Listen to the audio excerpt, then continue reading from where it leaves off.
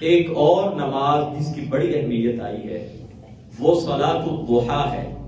عربی میں احادیث میں اس کے لیے الفاظ ہیں صلاۃ الضحیٰ، چاشت کی نماز، نماز اوابین، نماز اشراق۔ بہت سارے اہل علم نے یہ چاروں نمازیں ایک ہی نماز کو قرار دی ہے، یعنی عربی میں اس کے لیے نام آیا صلاۃ الضحیٰ، جس کو ہم نماز اشراق بول دیتے ہیں سورج یعنی نکلنے کے بعد، اور پھر اسی کو ہم کہہ دیتے ہیں چاشت کی نماز، اور اسی کے لیے لفظ آتا ہے صلاۃ الاوابین۔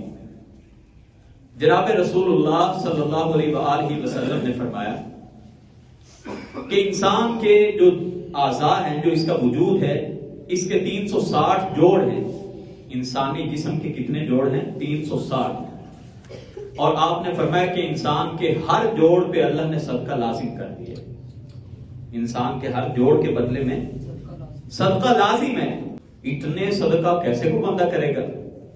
تو جناب رسول اللہ صلی اللہ علیہ وسلم نے فرمایا فَكُلُّ تَسْبِيحَةٍ صَدَقَةٌ، تمہارا سبحان اللہ کہنا صدقہ ہے، اور تمہارا الحمدللہ کہنا بھی صدقہ ہے، لا الہ الا اللہ کہنا بھی صدقہ ہے، اللہ اکبر کہنا بھی صدقہ ہے، لوگوں کو نیکی کا حکم کرنا یہ بھی صدقہ ہے، کسی کو برائی سے روک دینا یہ بھی صدقہ ہے۔ وَيُجْزِئُ مِنْ ذَلِكَ رَكَعَتَيْنِ يَرْكَعُهُمَا مِنَ الضُّحَىٰ، اور ان تمام باتوں سے، یعنی ذکر اذکار کرنا، لوگوں کو اچھائی کا حکم کرنا، برائی سے منع کرنا، ان تمام باتوں سے تمہیں یہ 2 رکعات ہی صرف کافی ہو جائیں گی، چاشت کی 2 رکعتیں۔ یعنی جو آدمی ان 2 رکعات کو پڑھ لیتا ہے، گویا کہ اس نے 360 جوڑ کے جو صدقات دینے تھے وہ سارے کے سارے اس کی طرف سے کافی ہو گئے۔ سیدنا ابو ہریرہ رضی اللہ تعالیٰ عنہ بیان کیا کرتے تھے، اوصانی خلیلی صلی اللہ علیہ وسلم، میرے بہت ہی پیارے دوست رسول اللہ صلی اللہ علیہ وسلم نے مجھے 3 باتوں کی وصیت کی تھی، ہر مہینے کے 3 روزے، اور رات سونے سے پہلے وتر پڑھ لیا کرو، اور نماز چاشت کی 2 رکعات۔ یہ میرے حبیب نے، میرے خلیل نے مجھے اس بات کی وصیت کی۔ اب ان رکعات کی بہت فضیلت آئی ہے۔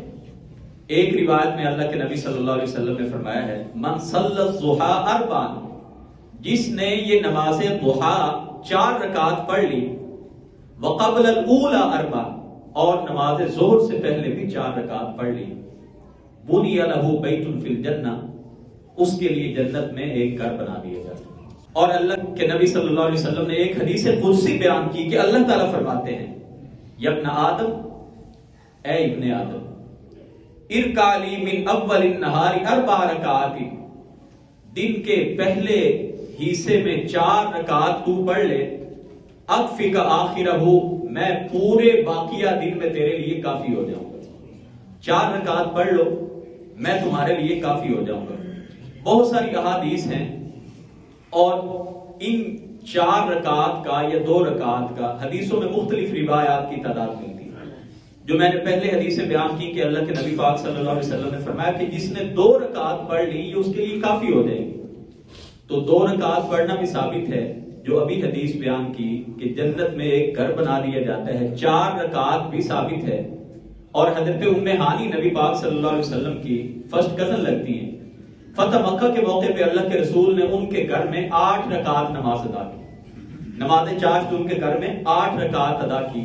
معلوم یہ ہوا کہ یہ اپنی اپنی توفیق کی بات ہے، 2 رکعت پڑھ لیں، 4 پڑھ لیں، 6 پڑھ لیں، 8 پڑھ لیں۔ حضرت عائشہ صدیقہ رضی اللہ عنہا نے جو روایت نقل کی ہے کہ اللہ کے نبی پاک صلی اللہ علیہ وسلم نے 4 رکعات پڑھی، اور کبھی آپ زیادہ بھی پڑھ لیتے تھے۔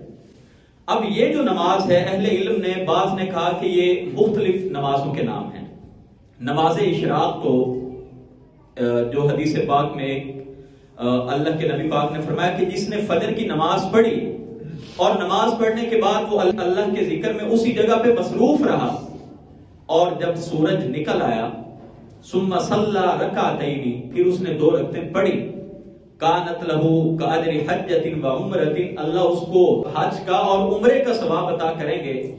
قال رسول اللہ صلی اللہ علیہ وسلم تامۃ تامۃ تامۃ، پورے حج اور عمرے کا ثواب، پورے حج اور عمرے کا ثواب، پورے حج اور عمرے کا ثواب۔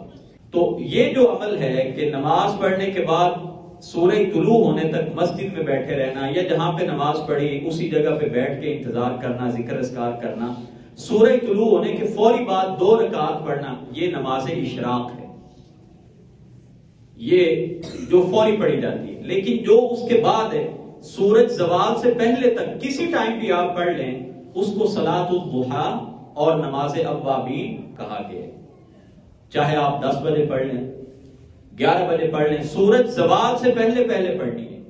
حدیث کے الفاظ ہیں کہ جس وقت اونٹنی کا بچہ اس کے پاؤں دھوپ کی وجہ سے وہ تپنے لگ جائیں، جلنے لگ جائیں، تو یہ وقت وہی ہوتا ہے جب سورج کے اندر حدت اور گرمی آ جاتی ہے۔